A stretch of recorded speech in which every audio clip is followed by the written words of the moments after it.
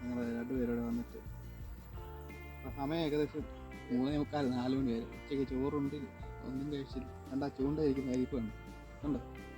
ചൂണ്ടയുടെ നൂല് കണ്ടോ? ഒരു അനക്കമില്ല. ഒരു കാറ്റടിച്ചെങ്കിലും ആണെങ്കിൽ ഞങ്ങൾക്ക് സമാധാനം ഉണ്ടായിരുന്നു. ഇത് അതും ഇല്ല, ഒന്നുമില്ല.